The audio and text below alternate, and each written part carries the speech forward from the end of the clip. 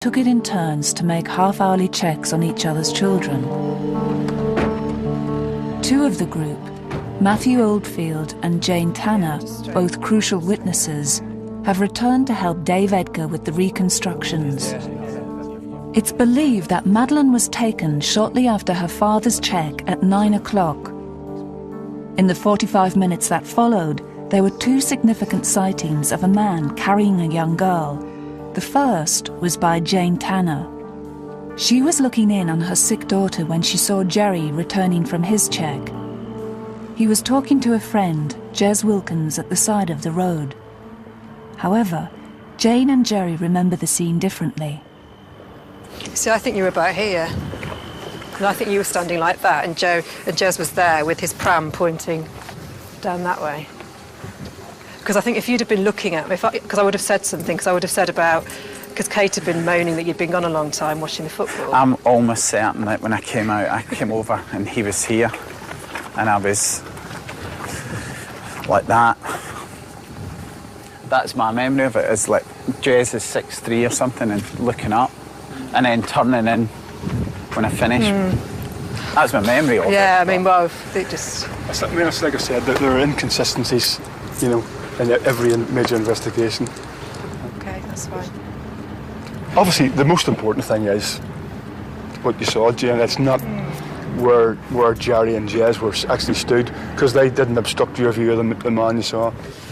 I was walking up here to do the check, and probably as I got to, it's hard to know exactly where, but probably about here, I saw the man walk across the road there, carrying the child.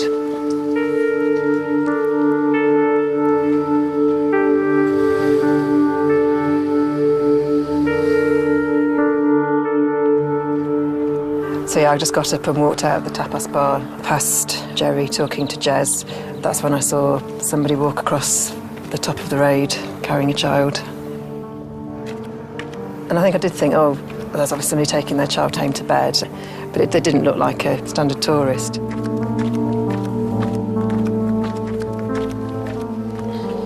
It's just ridiculous, isn't it? It just looks so much like somebody abducting a little girl when you look at it, and it just looks so obvious when you know, but just look at it and you think, why the hell didn't you think there is somebody abducting a child? But it's not even a thought that somebody's going to go into an apartment and take a child out. You know, you're probably the one person that could have actually stopped it, and you think, oh, what if? It's that what if, and you can take those what ifs to ad infinitum, really.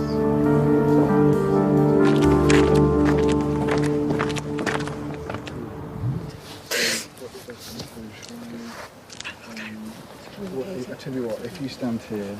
Do you want to go?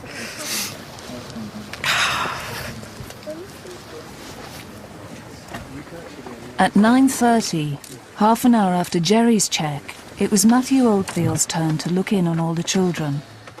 He went into the McCann's apartment, but didn't go into the bedroom, and so didn't see if Madeline was missing. Pretty much from the approach down here, you can see straight into the room, so you can see the cots as you were walking in. So it never really felt like there was any real need to sort of go all the way into the room. You could see both cots and see into them from there. I sort of ummed and ahed about the angle and things. All I just know is that I had an unimpeded view, and it was just dead quiet, and just thought, why I didn't take those extra couple of steps in. Yeah, I mean, I was saying this earlier, that at no point other than that night did I go stick my head in. That was the only time, because the door was like that for me, and I knew I'd left it. And it's more that, you know, I felt like you'd done enough, you'd been, you'd seen, it was quiet. And part of the reason we ended up coming through the back was the noise coming through the front door. You just like, you don't want to disturb them.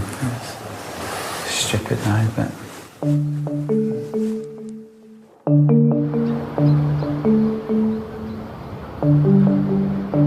It is possible that Jane Tanner is not the only person who saw Madeline being carried away by the abductor.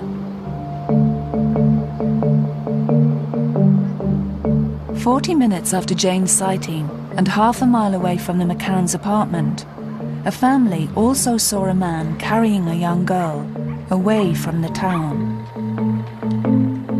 Later, the witness thought that this might have been Jerry McCann, but this was investigated and ruled out by the Portuguese police. A man was seen here carrying a child just before 10 p.m. on the night Madeline was abducted. When the man saw the family, he appeared furtive and veered off to one side and carried on walking. But obviously anyone carrying a child at night, it's really important. We need to find out who this person was. I was with my family. We'd been out for the night and we were walking up this street when I saw a man and he was carrying a child. I thought they were father and daughter, so I wasn't so suspicious. The girl was about 4. She looked like my granddaughter, blonde hair, pale white skin, typically British.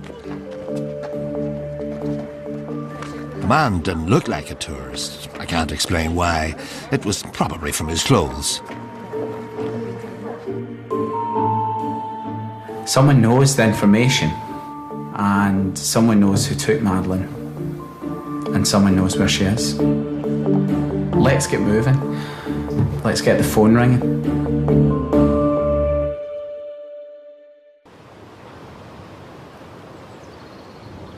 At home, Kate is preparing for the inevitable media attention that will surround the 2nd anniversary of Madeline's disappearance. And this one, I think it's really sweet, and it's Madeline just when she arrived home from hospital to our house. And she just looks quite cute, doesn't she? Wrapped up in a little bundle. She's got those eyes, I tell you, those eyes that never closed.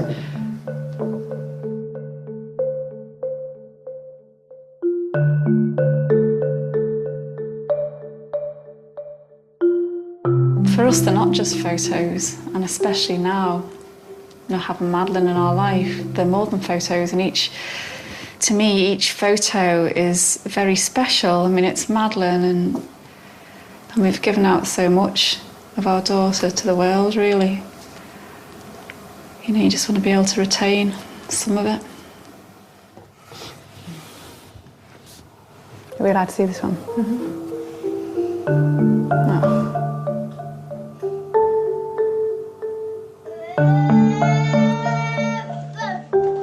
I think Emily likes chocolate. Who says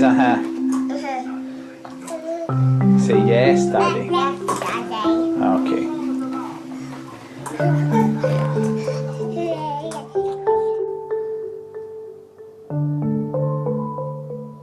Do you still feel her physically as much as you did? Well, I know the Madeline that I know. I don't know Madeline at, nearly 6. She might look different. She could be speaking a different language. She might have her hair different. She might have different interests, but, she's still our daughter. I think that's too businesslike, isn't it? Yeah. Right, so put it that way. Kate and Jerry are preparing for a trip to America that they hope will breathe new life into the search for Madeline. As well as an interview on the Oprah Winfrey Show, they plan on visiting the world's leading child recovery experts, who are creating an image of Madeline, aged 6. We're going to America tomorrow, and initially we're going to Washington, to the National Centre for Missing and Exploited Children.